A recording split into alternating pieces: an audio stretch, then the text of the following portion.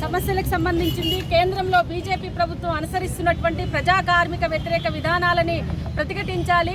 అట్లాగే ఈరోజు అసంఘటిత రంగ కార్మికులకి సమగ్ర చట్టం చేయాలి. స్కీమ్ వర్కర్లుగా పనిచేస్తున్నటువంటి 1 కోటి మంది ఉన్నారు, దేశవ్యాప్తంగా 1 కోటి మంది ఉన్నారు. వాళ్ళందరికీ కూడా కార్మికులుగా గుర్తించి కనీస వేతనం ఇవ్వాలి.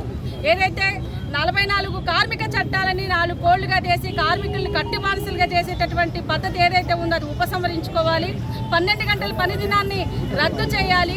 అట్లాగే మొత్తం కూడా కాంట్రాక్ట్ అవుట్సోర్సింగ్ కాకుండా ఇప్పుడు ప్రభుత్వ రంగ సంస్థలను కూడా మొత్తం కూడా ప్రైవేటీకరణ చేస్తున్నట్లు కాకుండా ప్రభుత్వమే బాధ్యత వహించాలని చెప్పేసి ప్రధానంగా ఈరోజు ఈ డిమాండ్ల మీద కేంద్ర కార్మిక సంఘాలు అట్లాగే రైతు సంఘాలు మొత్తం కూడా దేశవ్యాప్తంగా కార్మిక సమ్మెకి అట్లాగే గ్రామీణ భారత్ బంద్కి పిలిపించాయి. ఇప్పటికైనా మోదీ ప్రభుత్వం ఇచ్చినటువంటి హామీలు ఏ ఒక్కటి కూడా అమలు చేయాలి. సంవత్సరానికి 2 కోట్ల ఉద్యోగాలు ఇస్తామని చెప్పేసి అన్నాడు. ప్రతి ఒక్కరి అకౌంట్లోకి 15 లక్షల రూపాయలు తీసుకొచ్చేస్తానన్నాడు.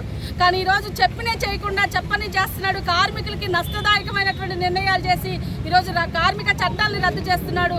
రైతు వ్యతిరేక చట్టాలను తీసుకొచ్చాడు. ఈరోజు దేశవ్యాప్తంగా రైతు ఉద్యమం ఇంకా కొనసాగుతున్నటువంటి నేపథ్యాన్ని కూడా గమనించాలి. ఇప్పటికైనా మోదీ విధానాలు మార్చుకోవాలి.